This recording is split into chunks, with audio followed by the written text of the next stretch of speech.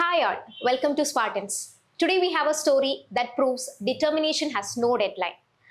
MSc പൂർത്തിയായി 8 വർഷങ്ങൾക്ക് ശേഷം എക്സാംസ് പ്രിപ്പയർ ചെയ്യുന്നു.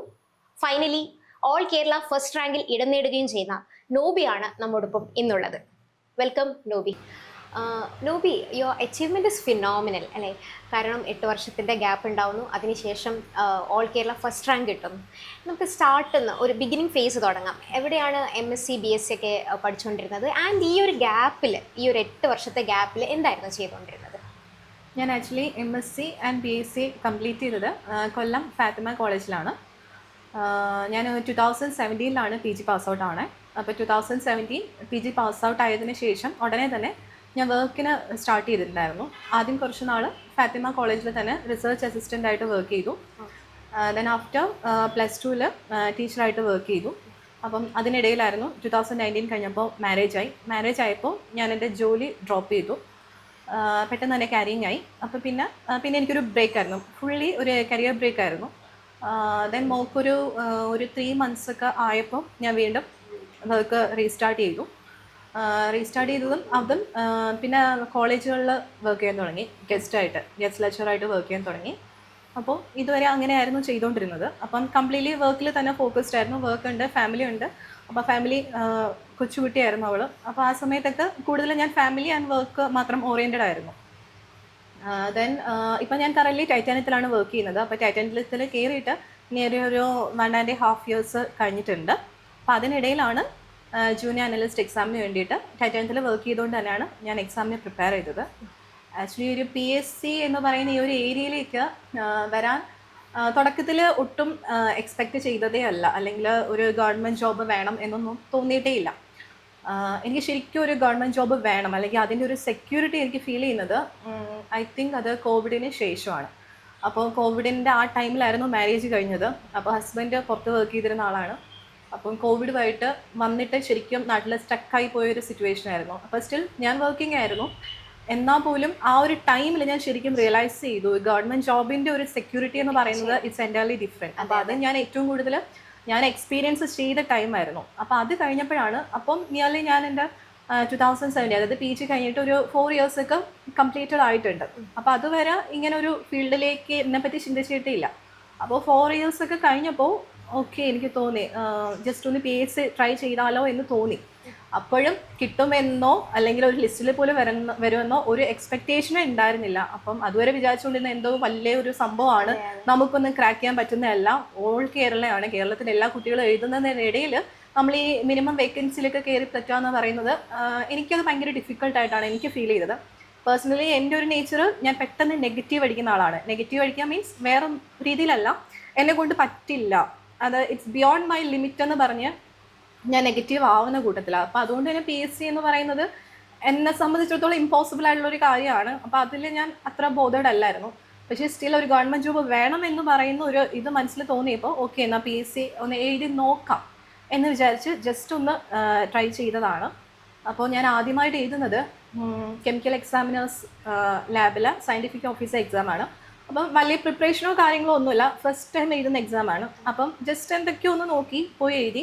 പക്ഷെ അത് സപ്ലിമെൻ്ററി ലിസ്റ്റിൽ വന്നിട്ടുണ്ടായിരുന്നു. അപ്പം പിന്നെ കുറച്ചൊരു കോൺഫിഡൻസ് ആയി, ഓക്കെ നമുക്ക് തീരെ പറ്റാത്തൊരു കാര്യമല്ല, ചിലപ്പോൾ പറ്റിയേക്കാം എന്ന് തോന്നി. അപ്പോൾ തന്നെ ഇനിയാലും ഒരു 5 years ആയിട്ടുണ്ട്. ആ 5 years ആവുന്ന ടൈമിലാണ് ഞാൻ ആദ്യമായിട്ടൊരു എക്സാം എഴുതുന്നത്, PSc എക്സാം എഴുതുന്നത്.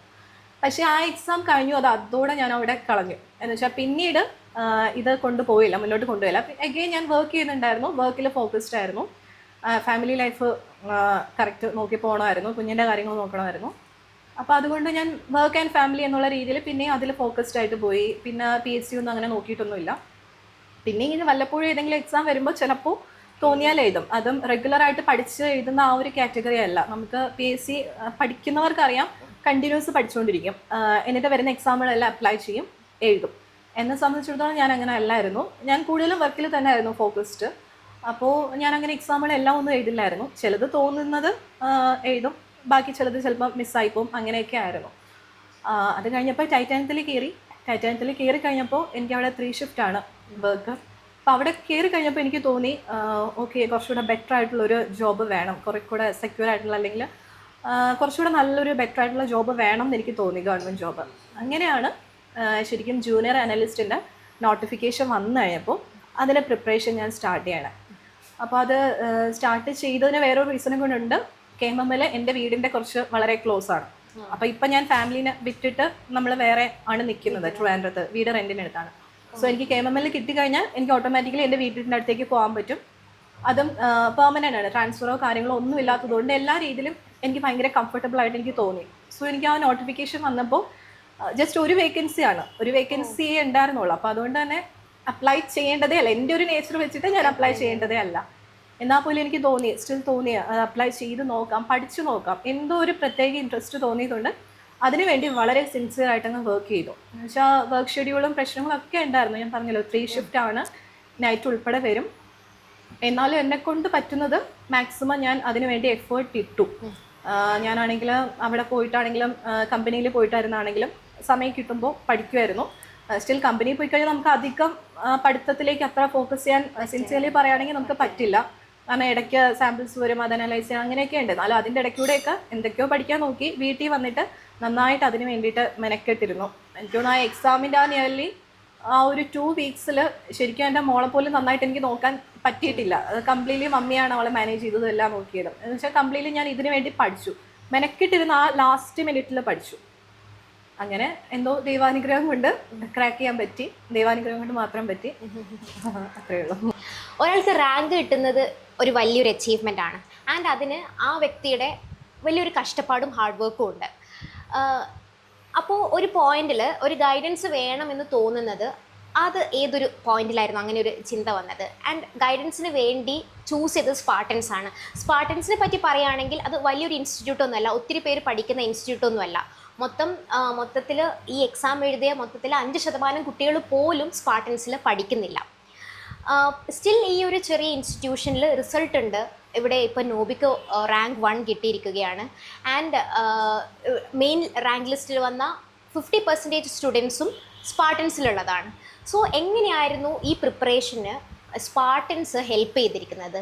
ആ ഒരു പ്രിപ്പറേഷൻ്റെ ആ ഒരു പ്രൊസീജിയർ ഒന്ന് പറയാം. സോ എപ്പോഴാണ് ഗൈഡൻസ് വേണമെന്ന് തോന്നിയതെന്ന് ചോദിച്ചു കഴിഞ്ഞാൽ, ഞാൻ പറഞ്ഞല്ലോ ഞാൻ സീരിയസ് ആയിട്ട് ഈ എക്സാം എങ്ങനെയെങ്കിലും ക്രാക്ക് ചെയ്യണം എന്ന മൈൻഡോടെ പ്രിപ്പയർ ചെയ്യാൻ തുടങ്ങിയപ്പോൾ മുതൽ എനിക്കൊരു ഗൈഡൻസ് വേണമായിരുന്നു. ബിക്കോസ് നമ്മളിപ്പം ഞാൻ സെൽഫായിട്ട് അത്യാവശ്യം പഠിച്ചു പോകുന്ന കൂട്ടത്തിലാണ്, പ്രോബ്ലം ഇല്ല. പക്ഷേ അതിനകത്തുള്ളൊരു പ്രശ്നം വരുന്നത്, ഞാൻ ഓൾറെഡി വർക്കിംഗ് ആണ്, ഫാമിലി ഉണ്ട്. അപ്പോൾ അതുകൊണ്ട് തന്നെ എനിക്ക് ഫുള്ളി പഠിത്തം എന്നുള്ള രീതിയിൽ എനിക്ക് ഫോക്കസ്ഡ് ആയിട്ടിരിക്കാൻ പറ്റില്ല. അതുകൊണ്ട് തന്നെ നമ്മൾ ബുക്സ് എല്ലാം വായിച്ചുകൊണ്ടിരുന്നു കഴിഞ്ഞാൽ അങ്ങനെ നമ്മൾ നോട്ട്സ് പ്രിപ്പയർ ചെയ്ത് പഠിക്കുമ്പോൾ കുറേ കൂടെ അത് ടൈം കൺസ്യൂമിങ് ആണ്.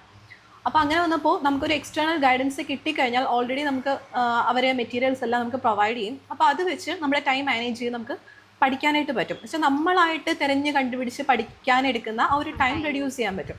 സോ അതുകൊണ്ടാണ് ഞാനൊരു കോഴ്സ് എടുത്ത് തന്നെ പഠിക്കണം എന്ന് തീരുമാനിച്ചത്. അതുപോലെ തന്നെ നമുക്ക് ക്വസ്റ്റ്യൻസ് ഒരുപാട് കിട്ടുകയും ചെയ്യും. അപ്പോൾ അങ്ങനെ വന്നപ്പോൾ ഞാൻ ചൂസ് ചെയ്തത് സ്പാർട്ടൻസ് ആണ്. സ്പാർട്ടൻസ് ചൂസ് ചെയ്യാനുള്ള റീസൺ, സ്പാർട്ടൻസ് എനിക്ക് പെട്ടെന്ന് ഇന്നലെ അറിയുന്ന ഒരു ഇൻസ്റ്റിറ്റ്യൂട്ട് അല്ല. എനിക്ക് വർഷങ്ങളായിട്ട് എനിക്ക് സ്പാർട്ടൻസ് അറിയാം. എനിക്ക് അജിൻ സാറിനെ അറിയാം. അജിൻ സാറിൻ്റെ അടുത്ത് ഞാൻ ഓഫ്ലൈൻ ക്ലാസ്സിന് പോയിട്ടുണ്ട്. സോ എനിക്ക് സാറിനെ നന്നായിട്ട് അറിയാം, സ്പാർട്ടൻസ് എനിക്ക് നന്നായിട്ട് അറിയാം. സോ അവിടെ എത്രത്തോളം ഡെഡിക്കേറ്റഡ് ആയിട്ടാണ് ക്ലാസ്സസ് പ്രൊവൈഡ് ചെയ്യുന്നതിനെ പറ്റി എനിക്ക് നല്ല ഐഡിയ ഉണ്ട്. അപ്പോൾ അതുകൊണ്ട് തന്നെ എനിക്ക് വേറൊരു ഇൻസ്റ്റിറ്റ്യൂട്ടിനെ പറ്റി എനിക്ക് ചിന്തിക്കേണ്ട കാര്യമില്ല. അപ്പോൾ എനിക്ക് ഓൾറെഡി നന്നായിട്ട് അറിയാവുന്ന ഇൻസ്റ്റിറ്റ്യൂട്ട് ആയതുകൊണ്ട് ഞാൻ സ്പാർട്ടൻസ് ചൂസ് ചെയ്തു. അല്ലാതെ ഇപ്പം പുറത്തുനിന്നുള്ള ഒരാളായിരുന്നുവെങ്കിൽ ഞാൻ ഒരിക്കലും സ്പാർട്ടൻസ് ചൂസ് ചെയ്യണം എന്നില്ല. ബിക്കോസ് ആദ്യം നമ്മൾ ചിന്തിക്കുന്ന ഏറ്റവും ഫേമസ് ആയിട്ടുള്ള ഇൻസ്റ്റിറ്റ്യൂട്ട് ഏത് എന്നുള്ളൊരു ക്വസ്റ്റൻ ആയിരിക്കും. അപ്പോൾ എൻ്റെ മൈൻഡിലാണെങ്കിൽ ഞാൻ പെട്ടെന്ന് നോക്കുന്നത് ആ ഏറ്റവും ഫേമസ് ആയിട്ടുള്ള ഇൻസ്റ്റിറ്റ്യൂട്ട് ഏതാ, അല്ലെങ്കിൽ ഇന്ന ഒരു കോച്ചിങ്ങിന് ഏറ്റവും ഫേമസ് ഇൻസ്റ്റിറ്റ്യൂട്ട് ഏതാ, അവിടെ പോയി ജോയിൻ ചെയ്യാൻ നോക്കും. അപ്പോൾ അങ്ങനെ വരുവാണെങ്കിൽ സ്പാർട്ടൻസിൽ ഒരിക്കലും ഞാൻ കയറില്ലായിരുന്നു. പക്ഷേ എനിക്ക് സ്പാർട്ടൻസിനെ ഓൾറെഡി അറിയാം എന്നുള്ളൊരു പോയിന്റ് ഉള്ളത് കൊണ്ട് മാത്രമാണ് ഞാൻ സ്പാർട്ടൻസിൻ്റെ കോഴ്സ് എടുത്തത്. അപ്പോൾ അതിലും ഞാൻ നേരത്തെ പറഞ്ഞല്ലോ, ഞാൻ പെട്ടെന്ന് നെഗറ്റീവ് ആവാം മീൻസ് എന്നെ കൊണ്ട് പറ്റില്ല എന്നുള്ള രീതിയിൽ പെട്ടെന്ന് ഡ്രോപ്പ് ചെയ്യാനുള്ള ടെൻഡൻസി കൂടുതലാണ്. അല്ലാണ്ട് ക്ഷമയോടിരുന്ന് അങ്ങനെ ചെയ്യുന്ന ആ ഒരു കാറ്റഗറി അല്ല ഞാൻ. അപ്പോൾ അത് അജിൻ സാറിന് എന്നെ പേഴ്സണലി നന്നായിട്ട് അറിയാം. ഞാൻ PG കഴിഞ്ഞ ആ സമയം മുതൽ സാറുമായിട്ടുള്ള കോൺടാക്റ്റ് ഉണ്ട്, ഇപ്പോഴും അത് മെയിൻറ്റെയിൻ ചെയ്യുന്നുണ്ട്. അപ്പോൾ സാറിന് എൻ്റെ ആ ഒരു ക്യാരക്ടർ ഏറ്റവും കൂടുതൽ അറിയാവുന്ന ആൾ സാറാണ്. അപ്പം സാർ എന്നെ ഭയങ്കരമായിട്ട് മോട്ടിവേറ്റ് ചെയ്തിരുന്നു. ശരിക്കും സാർ മോട്ടിവേറ്റ് ചെയ്യായിരുന്നു. കാരണം ഞാൻ പെട്ടെന്ന് ഇങ്ങനെ ഇതാവും, ഞാൻ ഡ്രോപ്പ് ചെയ്യും എന്നുള്ളൊരു ടെൻഡൻസി ഉള്ളത് സാറിന് അറിയാവുന്നതുകൊണ്ട് സാർ എന്നെ നന്നായിട്ട് മോട്ടിവേറ്റ് ചെയ്യായിരുന്നു. പറ്റും അത് ചെയ്യണമെന്ന് പറഞ്ഞ് മോട്ടിവേറ്റ് ചെയ്യായിരുന്നു. ഞാൻ അതുപോലെ സ്പാർട്ടൻസിൽ മോക്ക് എക്സാംസ് ഒക്കെ നന്നായിട്ട് അറ്റൻഡ് ചെയ്യായിരുന്നു.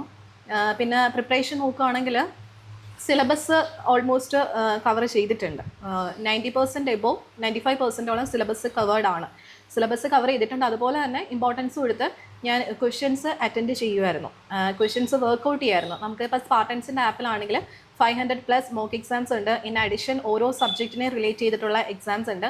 അപ്പോൾ അതൊക്കെ എന്നെക്കൊണ്ട് എല്ലാം ഒന്നും ചെയ്യാൻ പറ്റിയിട്ടൊന്നുമില്ല, എന്നാലും എന്നെക്കൊണ്ട് പറ്റുന്ന രീതിയിൽ ഞാൻ അറ്റൻഡ് ചെയ്യാൻ നോക്കും.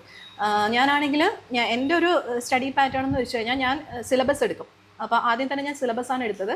സിലബസ് എടുത്തിട്ട് അതിനകത്ത് ഓരോ മൊഡ്യൂൾസും സെക്ഷൻ വൈസ് ഞാൻ എഴുതിയിട്ടതിന് ശേഷം അതിൻ്റെ തിയറി പഠിക്കും. എന്നിട്ട് അതിനെ ബേസ് ചെയ്തിട്ടുള്ള ക്വസ്റ്റ്യൻസ് ഫുള്ള് വർക്കൗട്ട് ചെയ്യായിരുന്നു. അപ്പോൾ ഞാൻ ഇപ്പോൾ ഡേ ടൈമിൽ തിയറി പഠിക്കുകയാണെങ്കിൽ നൈറ്റ് ഇരുന്നിട്ടോ അല്ലെങ്കിൽ എനിക്ക് ബോറടിച്ച് എനിക്ക് പറ്റണില്ല എന്ന് തോന്നുന്ന സമയത്തൊക്കെ ഞാൻ ഈ ക്വസ്റ്റ്യൻസ് ആണ് വർക്കൗട്ട് ചെയ്യുന്നത്. അപ്പോൾ ഞാൻ ചിലപ്പോൾ വർക്കൊക്കെ കഴിഞ്ഞ് വരുമ്പോൾ ചിലപ്പോൾ നൈറ്റ് ഡ്യൂട്ടി കഴിഞ്ഞ് വരുമ്പം 10:30 ഒക്കെ ആയിട്ടുണ്ടാവും. എന്നാൽ പോലും ആ എക്സാം അടുത്ത ടൈമിൽ ഞാൻ പഠിക്കുമായിരുന്നു. ആ 10:30 കഴിഞ്ഞിട്ടും ഞാൻ പഠിച്ചൊരു 12 o'clock ഒക്കെ ആകുമ്പോഴായിരിക്കും ഞാൻ ചിലപ്പോൾ കിടക്കുക. അപ്പോൾ ആ സമയത്ത് ഞാൻ ചെയ്യുന്നത് ഞാൻ ഈ ക്വസ്റ്റ്യൻസ് വർക്കൗട്ട് ചെയ്യും. ഓൾറെഡി തിയറി അറിയാവുന്നതുകൊണ്ട് ക്വസ്റ്റ്യൻസ് വർക്കൗട്ട് ചെയ്ത് പോകാൻ പറ്റുമായിരുന്നു. അപ്പോൾ ഞാൻ അതുപോലെ അവിടുത്തെ മോക്ക് എക്സാം എന്നെ ഭയങ്കരമായിട്ട് ഇൻഫ്ലുവൻസ് ചെയ്തിട്ടുണ്ട്. കുറച്ചുകൂടെ സ്പീഡപ്പ് ആവാൻ അത് ഹെൽപ്പ് ചെയ്തു. അപ്പോൾ നേരത്തെയൊക്കെ കണ്ടന്റ് കുറച്ച് അറിയാമെങ്കിലും എനിക്ക് സ്പീഡ് കുറവായിരുന്നു. പക്ഷേ ഈ ഒരുപാട് മോക്ക് എക്സാം എഴുതി വന്നപ്പോൾ കുറച്ചുകൂടെ വളരെ ഫാസ്റ്റായിട്ട് എനിക്കത് എക്സാം അറ്റൻഡ് ചെയ്യാൻ പറ്റി. ടൈം മാനേജ് ചെയ്യാനായിട്ട് ഭയങ്കരമായിട്ട് എന്നെ ഹെൽപ്പ് ചെയ്തു. അത് ഈ എക്സാമിനാണ് ശരിക്കും ഞാൻ സാറ്റിസ്ഫൈഡ് ആയിട്ട് ഞാൻ എക്സാം എഴുതി കഴിഞ്ഞപ്പോഴേ ഞാൻ പറഞ്ഞു, ഞാൻ സാറിനെ വിളിച്ചിട്ട് പറഞ്ഞു ഞാൻ സാറ്റിസ്ഫൈഡ് ആണ്, ബിക്കോസ് എനിക്ക് അത്യാവശ്യം നന്നായിട്ട് അറ്റൻഡ് ചെയ്യാൻ പറ്റി എന്ന് ഞാൻ പറഞ്ഞിട്ടുണ്ടായിരുന്നു. കാരണം ഞാൻ കുറേ അധികം ക്വസ്റ്റ്യൻസ് എനിക്ക് അറ്റൻഡ് ചെയ്യാൻ പറ്റി. അപ്പോൾ അതിൻ്റെ ഒരു സന്തോഷം ഉണ്ടായിരുന്നു. അപ്പോൾ സ്പാർട്ടൻസ് എല്ലാ രീതിയിലും എന്നെ ഭയങ്കരമായിട്ട് ഹെൽപ്പ് ചെയ്തിട്ടുണ്ട്. ഞാൻ പറഞ്ഞല്ലോ, പുറത്തുനിന്നുള്ള ഒരാളായിരുന്നെങ്കിൽ ഞാൻ സ്പാർട്ടൻസ് ചൂസ് ചെയ്യില്ല, ബിക്കോസ് എനിക്ക് അറിയില്ല. പക്ഷേ എനിക്ക് പേഴ്സണലി സ്പാർട്ടൻസ് അറിയാം, അവിടുത്തെ ക്വാളിറ്റി എനിക്കറിയാം എന്നുള്ളത് കൊണ്ട് സ്പാർട്ടൻസിൻ്റെ കോഴ്സ് തന്നെ എടുത്താണ് പഠിച്ചത്. ആൻഡ് ആഫ്റ്റർ ഓൾ ഈ എല്ലാ സ്ട്രഗിളിന് ശേഷം വെറുതെ പാസ്സാവോ അല്ലെ റാങ്ക് ലിസ്റ്റിൽ ഉൾപ്പെടുകയോ മാത്രമല്ല ചെയ്തത്, you attained the rank 1 position. എന്തായിരുന്നു ആ മൊമെൻറ്റ്? ആൻഡ് ഇന്നത്തെ ഒരുപാട് ആൾക്കാർക്ക്, നൂബിയെ പോലത്തെ ഒരുപാട് ആൾക്കാരുണ്ട്, ഇത്രയും വർഷം ഗ്യാപ്പ് വന്നു, ഇനി എൻ്റെ ടൈമൊക്കെ കഴിഞ്ഞു എന്നൊക്കെ ചിന്തിച്ച് വിഷമിച്ചിരിക്കുന്ന ഒത്തിരി പേരുണ്ടാവല്ലോ, അവരോടൊക്കെ എന്താണ് പറയാനുള്ളത്? ഫസ്റ്റ് റാങ്ക് കിട്ടിയ ഒരു മൊമെൻ്റ് എന്ന് പറയുന്നത് അങ്ങേയറ്റം സന്തോഷമായിരുന്നു. ഭയങ്കര സന്തോഷമായിരുന്നു. കാരണം ഞാൻ എക്സ്പെക്റ്റ് ചെയ്യുന്നതിന് അതിൽ അധികമായിരുന്നു. ഞാൻ ഈ മാർക്കൊക്കെ ആഡ് ചെയ്ത് വെച്ച അനുസരിച്ച് എൻ്റെ കൂടെ വർക്ക് ചെയ്യുന്നവരൊക്കെ പറഞ്ഞതിൻ്റെ ഒരു ബേസിൽ ഓക്കെ ഒരു 5 റാങ്കിന് മുകളിൽ കിട്ടുമെന്ന് ഒരു ചെറിയൊരു പ്രതീക്ഷ ഉണ്ടായിരുന്നു. പക്ഷേ ഫസ്റ്റ് റാങ്ക് കിട്ടുമെന്ന് ഒട്ടും എക്സ്പെക്റ്റ് ചെയ്തില്ല. സോ ഞാൻ ഇപ്പോഴും വിചാരിക്കുന്നു ഇറ്റ്സ് ബിയോണ്ട് മൈ മെറിറ്റ്, എൻ്റെ മെറിറ്റിൽ കൂടുതലാണ് എന്നാണ് ഞാൻ ചിന്തിക്കുന്നത്. സോ അതിന് ഞാൻ ആദ്യം നന്ദി പറയേണ്ടത് എൻ്റെ ദൈവത്തോട് തന്നെ ഞാൻ അങ്ങേയറ്റം നന്ദി പറയാണ്. പിന്നെ എൻ്റെ പാരൻസ് സപ്പോർട്ട് ചെയ്തിട്ടുണ്ട്, എസ്പെഷ്യലി എൻ്റെ മമ്മി ഫുള്ളി വീട്ടിലെ കാര്യങ്ങൾ ഫുള്ള് കുഞ്ഞിൻ്റെ കാര്യങ്ങൾ ഉൾപ്പെടെ മമ്മിയാണ് ടേക്ക് കെയർ ചെയ്തിരുന്നത്. സോ ആ എക്സാമിൻ്റെ ലാസ്റ്റ് കുറച്ച് 2 to 3 വീക്സിലൊക്കെ എനിക്ക് മാക്സിമം ഇൻപുട്ട് കൊടുക്കാൻ പറ്റി. സോ ഞാൻ മമ്മിക്ക് നന്ദി പറയാണ്, മമ്മി ഒരുപാട് ഞാൻ പറയാണ്. ദെൻ പറയാനുള്ളത് സ്പാർട്ടൻസിനോടാണ്. സ്പാർട്ടൻസ് ടീമിനോട് ഒരുപാട് താങ്ക്സ് ഉണ്ട്. എസ്പെഷ്യലി പേഴ്സണലി അജിൻ സാറിനോട് ഞാൻ പറഞ്ഞല്ലോ, നേരത്തെ മുതൽ എനിക്ക് സാറിനെ അറിയാം, സാറുമായിട്ടുള്ളൊരു കോൺടാക്റ്റ് ഉണ്ട്. സാറിനെ ഒരുപാട് മോട്ടിവേറ്റ് ചെയ്തിട്ടുണ്ട്. ചില ടൈമിൽ ഞാൻ ക്വസ്റ്റ്യൻസ് ഒക്കെ വർക്കൗട്ട് ചെയ്യാതിരിക്കുമ്പോൾ എന്നെ വിളിച്ച് വഴക്കിടും സാറ്. അപ്പോൾ സാറ് വഴക്കിടും എന്ന് പേടിച്ചിട്ട് ഞാൻ ക്വസ്റ്റ്യൻസ് വർക്കൗട്ട് ചെയ്ത് എണ്ണം തികച്ച ദിവസങ്ങൾ വരെ ഉണ്ടായിട്ടുണ്ട്. സോ എനിക്ക് സ്പെഷ്യൽ താങ്ക്സ് അജിൻ സാറിനോട് പറയണം. ആള് ഭയങ്കര സപ്പോർട്ടീവായിട്ട് എന്നെ ഹെൽപ്പ് ചെയ്തിട്ടുണ്ട്, അന്ന് മുതൽ ഇന്ന് വരെ ഹെൽപ്പ് ചെയ്തിട്ടുണ്ട്. അപ്പോൾ അതുകൊണ്ട് സാറിന് താങ്ക്സ് പറയണം. സ്പാർട്ടൻസ് ടീമിനോട് ഒരുപാട് താങ്ക്സ്. ഞാൻ നേരത്തെ പറഞ്ഞതുപോലെ ശരിക്കും അതിൻ്റെ ഞാൻ പറഞ്ഞല്ലോ, എനിക്ക് പേഴ്സണലി സ്പാർട്ടൻസിനെ അറിയാം എന്നുള്ളത് കൊണ്ടാണ് ഞാൻ സ്പാർട്ടൻസിൽ ജോയിൻ ചെയ്തത്. ബിക്കോസ് എനിക്കറിയാം സ്പാർട്ടൻസിൻ്റെ ക്വാളിറ്റി എന്താണെന്നുള്ളത് എനിക്കറിയാം, അതിൽ പ്രൊവൈഡ് ചെയ്യുന്ന ക്ലാസ്സസിൻ്റെ ക്വാളിറ്റി അറിയാം. എസ്പെഷ്യലി അതിനേക്കാളും കൂടുതൽ വളരെ ഹാർഡ് വർക്കിംഗ് ആയിട്ടുള്ളൊരു ടീമുണ്ട്. എന്താ പറയുക, കുട്ടികളുടെ എണ്ണം കൂട്ടുക എന്നതിനേക്കാളുപരി അവർ ഫോക്കസ് ചെയ്യുന്നത് ഉള്ള കുട്ടികളെ കൊണ്ട് മാക്സിമം എത്ര റിസൾട്ട് ഉണ്ടാക്കി എടുക്കാം എന്നുള്ളതാണ് സ്പാർട്ടൻസ് ഫോക്കസ് ചെയ്യുന്നത്. അപ്പോൾ അത് എനിക്ക് നന്നായിട്ട് പേഴ്സണലി അറിയാം എന്നുള്ളത് കൊണ്ട് എനിക്കൊരു സെക്കൻഡ് ഓപ്ഷനിലേക്ക് എനിക്ക് പോകേണ്ട കാര്യമില്ല. സ്പാർട്ടൻസിൻ്റെ ഇത് വെച്ച് തന്നെയാണ് ഞാൻ പഠിച്ചത്. ഞാൻ സെൽഫ് സ്റ്റഡിയും ഉണ്ടായിരുന്നു എന്നുള്ളതേ ഉള്ളൂ. സോ ഹാപ്പിയാണ്. എൻ്റെ സമയം വൈകിപ്പോയി, ഒത്തിരി ലേറ്റായി, ഇനി എന്നെക്കൊണ്ട് പറ്റില്ല എന്ന് പറഞ്ഞിരിക്കുന്ന ഒരുപാട് പേരുണ്ട്. അവർക്കൊക്കെ നോബി ഒരു ഇൻസ്പിറേഷനാണ്. കാരണം ഈ ഒരു 8 വർഷത്തെ ഗ്യാപ്പ് എന്ന് പറയുന്നത് ഒരു വലിയൊരു കാര്യമാണല്ലോ. അപ്പോൾ എന്താണ് അതുപോലെയുള്ള ആസ്പിറൻസിനോട് പറയാനുള്ളത്?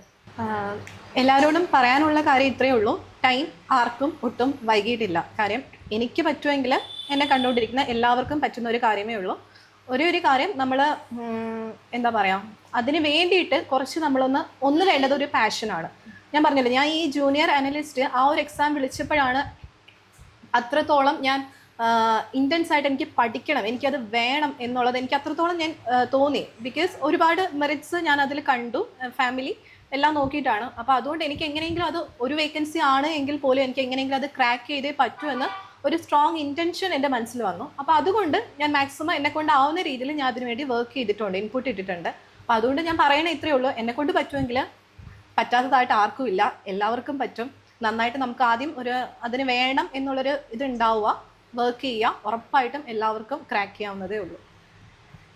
താങ്ക് യു നൂബി, thank you so much for sharing this beautiful journey with us. എത്ര സമയമെടുത്താലും ശരിയായ ഗൈഡൻസ് ഉണ്ടെങ്കിൽ അത്ഭുതകരമായ വിജയം നേടാനാകുമെന്ന് കാണിച്ചു തന്നതിന് നന്ദി. Your rank is impressive, but your journey is truly inspirational. To all the viewers, your time is now.